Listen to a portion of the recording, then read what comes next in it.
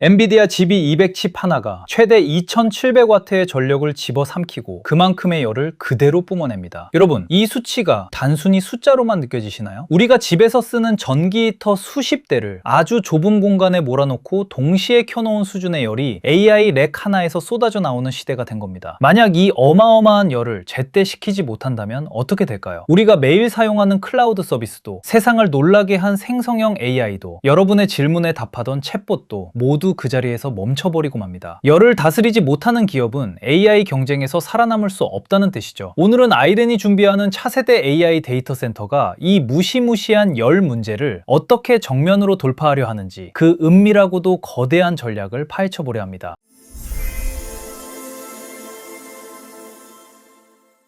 그 해결의 열쇠는 바로 액체 냉각과 하이브리드 냉각이라는 혁신적인 기술에 숨겨져 있습니다. 그리고 이 거대한 퍼즐을 완성하기 위해 왜 업계의 절대 강자인 버티브의 액체 냉각 솔루션이 필수적인 조각이 될 수밖에 없는지, 그 이유를 지금부터 하나하나 아주 상세하게 정리해드리겠습니다. 본격적으로 들어가기에 앞서 GB200이라는 녀석이 왜 이렇게 뜨거운지 그 속사정부터 들여다봐야 합니다. GB200은 엔비디아의 블랙웰 아키텍처를 기반으로 한 이른바 슈퍼칩입니다. 구조를 보면 정말 기가 막힙니다. 한 모듈 안에 그 강력하다는 그레이스 CPU 1개와 블랙웰 GPU 2개를 하나로 통합해버렸거든요. 이렇게 강력한 녀석들을 한데 묶어놨으니 성능은 말할 것도 없지만 문제는 전력 소모입니다. 이 모듈 단 하나가 소모하는 전력이 무려 2700W급입니다. 자, 여기서 단위를 조금 더 키워볼까요? GB200 NVL72 같은 렉 단위 시스템으로 가면 상황은 더 심각해집니다. 이 시스템은 한 렉에서 무려 120kW에서 132kW 사이의 전력을 소모합니다. 이게 어느 정도 수준인지 감이 잘 안 오시죠? 과거 우리가 흔히 보던 일반적인 CPU 렉은 보통 10에서 12kW 수준이었습니다. AI 붐을 일으켰던 H100 기반의 고밀도 렉조차도 약 40kW 정도였죠. 그런데 지금 말하는 GB200 NVL72 렉은 100kW를 훌쩍 넘어 130kW 육박하는 역대급 전력 밀도를 보여주고 있습니다. 여러분, 이게 믿겨지시나요? 같은 면적에 들어가는 정보기술 장비의 수는 비약적으로 늘어났는데 그 좁은 공간에서 뿜어져 나오는 열은 예전과 비교하면 3배 이상, 아니 그 이상으로 폭증했다는 뜻입니다. 좁은 방 안에 수백 명의 사람이 들어가서 동시에 열변을 토하고 있다고 상상해보세요. 그 열기를 기존의 방식대로 식히는 게 가능할까요? 사실 기존의 데이터 센터들은 대부분 공냉 방식, 즉 공기로 열을 식히는 구조였습니다. 차가운 공기를 렉 앞에서 강하게 불어넣고 장비를 통과하며 뜨거워진 공기를 뒤에서 빨아들여 밖으로 빼내는 방식이죠. 하지만 공기라는 매체는 치명적인 한계가 있습니다. 바로 열을 옮기는 능력, 즉 열 전달 능력이 액체에 비해 현저히 낮다는 점입니다. 렉 하나당 전력 밀도가 30kW를 넘어서는 순간 공기만으로는 칩 주변에서 발생하는 그 엄청난 열을 제때 빨아들이는 것이 물리적으로 거의 불가능해집니다. 실제로 데이터 센터 업계에서는 이미 공통된 인식이 형성되어 있습니다. 렉당 30kW가 넘어가면 무조건 액체 냉각을 도입해야 한다는 것이죠. 그런데 GB200 NVL72는 100kW가 넘습니다. 애초에 설계 단계부터 액체 냉각을 전제로 만들어진 녀석이라는 소리입니다. 여기서 한 걸음 더 나아가 볼까요? 만약 전기 설계가 조금이라도 어긋나서 피크 전력이 설계 전력을 크게 초과하게 되면 문제는 걷잡을 수 없이 커집니다. NVL72 같은 시스템은 냉각을 보조하기 위해 사이드카라고 불리는 보조 장치를 2개 이상 붙여야 할 정도로 냉각 설계 난이도가 수직 상승합니다. 그렇게 되면 좁은 공간에 많은 장비를 넣을 수 있다는 고밀도 렉의 장점은 사라지고 오히려 비용과 공간만 엄청나게 잡아먹는 애물단지가 될 수도 있습니다. 결국 발열 이슈는 단순히 기계가 멈추느냐 마느냐의 안정성 문제를 넘어 데이터 센터의 공간 효율성, 초기 투자 비용과 운영 비용, 그리고 최종적으로는 AI 비즈니스의 수익성 그 자체를 결정짓는 핵심적인 비즈니스 이슈인 것입니다. 자, 그렇다면 이 뜨거운 문제를 아이렌은 어떻게 해결하려 할까요? 여기서 우리는 아이렌이라는 플레이어의 영리한 전략을 엿볼 수 있습니다. 아이렌은 기존의 단순한 공냉이나 완전 액침 방식에서 벗어나 하이브리드 냉각이라는 독자적인 설계를 들고 나왔습니다. 여기서 하이브리드 냉각이란 무엇일까요? 아주 쉽게 설명하자면 액체 냉각과 공냉 냉각의 장점만을 결합해 동시에 사용하는 시스템을 말합니다. 가장 뜨거운 부분인 GPU나 CPU에는 액체가 흐르는 판을 직접 부착해 식히는 직결 냉각각 방식을 사용합니다. 칩에서 발생하는 열을 액체가 직접 낚아채가는 것이죠. 그리고 상대적으로 열이 덜 발생하는 렉의 나머지 부분들, 예를 들어 전원 공급 장치나 저장 장치 등은 기존처럼 공기로 식히는 구조를 취합니다. 업계 전문가들은 렉당 50kW 이상이 올라가는 AI 환경에서는 아이렌은 액체 냉각이 필수적이지만 여전히 전체의 20% 정도는 공냉이 역할을 해줘야 한다고 봅니다. 아이렌은 바로 이 점을 파고든 겁니다. 그렇다면 아이렌은 왜 굳이 이 어려운 시스템을 자체적으로 설계하려는 걸까요? 여기에는 아주 치밀한 비즈니스 계산이 깔려 있습니다. 첫 번째는 바로 비용 통제입니다. 시중에 나와 있는 기성 솔루션을 그대로 사다 쓰면 편하긴 하겠지만 초기 투자비가 어마어마하게 들어갑니다. 게다가 특정 업체에 기술적으로 종속되는 벤더락인 리스크도 무시할 수 없죠. 아이렌은 렉의 구조부터 배관, 냉각수가 흐르는 루프, 그리고 이를 제어하는 노지까지 직접 설계합니다. 이렇게 하면 자사가 보유한 GPU 밀도에 딱 맞게 최적화할 수 있고 장기적으로는 냉각 비용을 획기적으로 낮으면서 나중에 설비를 업그레이드할 때도 유연하게 대처할 수 있게 됩니다. 두 번째 포인트는 GPU 밀도의 극대화입니다. 앞서 말씀드린 것처럼 공냉만 고집하면 렉 하나당 30에서 40kW 수준에서 성장이 멈춰버립니다. 하지만 액체와 공기를 섞은 하이브리드로 가면 80kW, 100kW 이상도 현실이 됩니다. GB200, NVL72 같은 120kW급 괴물을 안정적으로 돌리려면 사실상 이 하이브리드 구조 외에는 대안이 없다고 봐도 무방합니다. 또한 아이렌은 렉별 혹은 존별로 맞춤형 냉각을 실시합니다. 모든 렉이 똑같이 뜨거운 건 아니니까요. 엄청난 계산을 수행하는 고밀도 AI 렉 구역에는 직결 냉각과 보조 공냉을 집중 투입하고 일반적인 클라우드나 스토리지가 들어있는 렉에는 공냉 위주로 운영하면서 필요한 경우에만 액체 냉각을 보조적으로 사용합니다. 이렇게 하면 데이터 센터 전체의 에너지 효율 지수인 PUE를 아주 훌륭하게 관리하면서도 돈을 써야 할 곳에만 집중적으로 투자하는 효율적인 자금 집행이 가능해집니다. 마지막으로 이 모든 것을 컨트롤하는 자체 소프트웨어가 핵심입니다. 액체가 얼마나 흐를지, 온도는 몇 도인지, 공조기 팬은 얼마나 빨리 돌려야 하는지, 그리고 바깥 공기를 이용한 프리쿨링을 언제 켤지 등을 소프트웨어가 실시간으로 통합 제어합니다. 심지어 AI의 학습이나 추론 일정과 연동해서 업무량이 몰리기 전에 미리 냉각 여유를 확보하는 식의 지능적인 운영도 가능해지는 것이죠. 아이렌이 왜 굳이 이 험난한 자체 설계의 길을 가려 하는지 이제 좀 이해가 가시나요? 결국 이건 단순히 기계를 시키는 기술이 아니라 AI 시대의 운영 주도권을 쥐기 위한 싸움인 겁니다. 하지만 여러분, 아무리 아이렌이 똑똑하다고 해도 모든 것을 혼자 다 할 수는 없습니다. 여기서 우리는 인프라 기술의 끝판왕, 버티브라는 이름을 반드시 기억해야 합니다. 아이렌이 전체적인 설계 철학과 렉 내부의 최적화에 집중한다면 그 설계를 뒷받침해줄 거대한 인프라 하드웨어는 업계 리더인 버티브와 손을 잡는 구조가 만들어집니다. 버티브는 전 세계 데이터 센터 인프라를 지락퇴락하는 글로벌 기업입니다. 전력 관리부터 열 관리, 그리고 모듈형 데이터 센터 솔루션까지 못하는 게 없죠. 특히 고밀도 AI 환경에 특화된 액체 냉각 포트폴리오를 빠르게 확장하면서 사실상 AI 시대 냉각의 표준을 만들어가고 있는 회사입니다. 버티브가 내놓은 비장의 카드 중 하나가 바로 2025년에 발표된 쿨루프루프 트림 쿨러입니다. 이름부터가 뭔가 열을 확 깎아버릴 것 같지 않나요? 이 장비는 수랭식 열 제거 시스템인데 AI 환경의 고밀도 렉을 위해 특별히 설계되었습니다. 액체 냉각과 공냉 인프라를 한꺼번에 다룰 수 있는 하이브리드 지향 설계가 특징이죠. 냉각수의 온도가 40도 수준까지 오르락 내리락하는 극한의 상황에서도 칩에 직접 닿는 콜드 플레이트에는 일정한 45도 수준의 온도를 안정적으로 공급할 수 있습니다. 더 놀라운 건 확장성입니다. 공냉 버전 기준으로 최대 약 3MW급까지 냉각 용량을 확장할 수 있는데 이는 수십 대의 고밀도 렉을 장비 하나가 한꺼번에 처리할 수 있다는 뜻입니다. 에너지 효율 측면에서도 전통적인 방식보다 연간 냉각 에너지 사용량을 최대 70%까지 줄일 수 있다고 합니다. 환경 문제도 빼놓을 수 없죠. 지구 온난화 지수가 낮은 GWP 냉매를 사용해서 탄소 배출 규제에도 완벽히 대응하고 있습니다. 특히 2027년부터 시행될 유럽연합의 F가스 규제까지 미리 고려했다니 역시 대기업의 준비성은 다르다는 생각이 듭니다. 여기에 더해 쿨루프 서멀월이라는 솔루션도 아주 흥미롭습니다. 이건 데이터 센터 바닥에 구멍을 뚫어 공기를 순환시키는 이중 바닥 구조가 아닌 평평한 바닥에서도 사용 가능한 모듈형 냉각벽 시스템입니다. 350에서 500kW급의 엄청난 열을 벽 하나가 감당해냅니다. 공냉과 액체가 결합된 룸 레벨 냉각 아키텍처를 제공해서 고밀도 AI 렉들이 모여있는 구역을 마치 차가운 요새처럼 만들어줍니다. 버티브는 또한 컴퍼스 데이터 센터와 협력해서 쿨페이지 플렉스 같은 시스템도 선보였습니다. 유닛 하나 안에 공냉과 액체 냉각 기능을 합쳐놓은 건데 이게 왜 중요하냐면 기존에 쓰던 클라우드 장비들과 새로 들어온 고밀도 AI 장비를 한 공간에서 동시에 돌릴 수 있게 해주기 때문입니다. 기존 인프라를 싹 다 갈아엎지 않고도 AI용 구역만 쏙쏙 확장해서 도입할 수 있게 해주는 마법 같은 장비죠. 결국 버티브의 솔루션들이 업계 표준으로 불리는 이유는 명확합니다. 유연성, 하이브리드 지원, 에너지 효율, 그리고 규제 대응력입니다. 현재 전 세계의 데이터 센터들은 당장 100% 액체 냉각으로 넘어갈 수가 없습니다. 돈도 많이 들고 기술적인 과도기니까요. 그래서 기존의 공냉 방식과 기술과 새로운 액체 냉각 클러스터가 공존하는 기간이 꽤 길 텐데 버티브는 처음부터 이 혼재된 환경을 전제로 솔루션을 짰습니다. 고밀도 렉은 직결 냉각으로, 저밀도 렉은 공냉으로, 그리고 이 모든 열은 쿨루프두프 장비에서 통합 관리한다는 이 공식이 전 세계 데이터 센터 설계의 표준 아키텍처 패턴으로 자리 잡고 있는 것입니다. 그렇다면 이제 결론으로 향해 볼까요? 왜 아이렌과 버티브의 파트너십이 우리가 주목해야 할 비즈니스 스토리의 핵심일까요? 아이렌이 아무리 하이브리드 냉각을 잘 설계한다고 해도 렉 밖으로 쏟아져 나오는 메가와트급의 거대한 열을 처리하는 대형 열교환기나 외부 냉각 타워, 정교한 칠러 시스템을 직접 다 만드는 것은 비효율적입니다. 그건 수십 년간 이 분야만 파온 버티브의 전문 영역이죠. 둘이 만나면 엄청난 시너지가 발생합니다. 우선 고밀도 AI 렉에 최적화된 시스템을 구축할 수 있습니다. 아이렌은 GB200급 슈퍼칩이 들어간 4개 내부 구조와 운영 소프트웨어를 자사 환경에 맞게 직접 설계하고, 버티브는 쿨루프 트림 쿨러나 서멀월 같은 장비로 그 열을 건물 밖으로 가장 빠르고 안전하게 빼내줍니다. 비용적인 측면에서도 아주 유리합니다. 처음부터 모든 걸 다 갖추는 게 아니라 AI 수요가 늘어날 때마다 버티브의 모듈형 장비들을 하나씩 추가하면서 규모를 키워가는 스케일아웃 전략이 가능해집니다. 여기에 프리쿨링 기술과 고효율 냉매를 결합하면 연간 운영 비용을 획기적으로 줄여 수익성을 극대화할 수 있죠. 또한 글로벌 시장으로 나갈 때 가장 큰 걸림돌인 환경 규제 문제도 버티브라는 든든한 파트너가 해결해줍니다. 아이렌이 독자적으로 전 세계의 냉매 규제를 다 파악하고 대응하기는 어렵겠지만 이미 규제 대응이 끝난 버티브의 표준 장비를 사용하면 규제 리스크를 단숨에 제거할 수 있습니다. 결국 투자와 비즈니스 관점에서 이들의 조합은 완벽한 분업 체계입니다. 아이렌은 AI 워크로드와 서비스 경쟁력, 그리고 이를 뒷받침할 렉 아키텍처에 집중하고, 버티브는 수 메가와트급의 전체 열 관리 인프라와 효율성 이슈를 책임집니다. 이 구조가 완성될 때 비로소 AI 데이터 센터의 투자 대비 수익률, 즉 ROI가 가장 합리적인 수준으로 올라오게 되는 것입니다. 엔비디아 GB200 한 개가 2700W를 삼키는 시대가 왔습니다. 이제 AI 데이터 센터의 핵심 경쟁력은 단순히 GPU를 얼마나 많이 샀느냐가 아닙니다. 그 GPU들이 뿜어내는 지옥 같은 열을 얼마나 효율적으로, 얼마나 싸게, 그리고 얼마나 안정적으로 빼낼 수 있느냐가 진짜 승부처입니다. 아이렌의 자체 개발 역량과 버티브의 검증된 액체 냉각 기술이 결합된다면 GB200 시대의 AI 데이터 센터 미래는 우리가 상상하는 것보다 훨씬 더 밝고 시원할지도 모르겠습니다. 여러분은 오늘 이 데이터 속에서 어떤 미래를 보셨나요? 제가 공유해드린 저만의 관점과 철학이 여러분의 투자 지도에 작은 참고가 되길 바랍니다.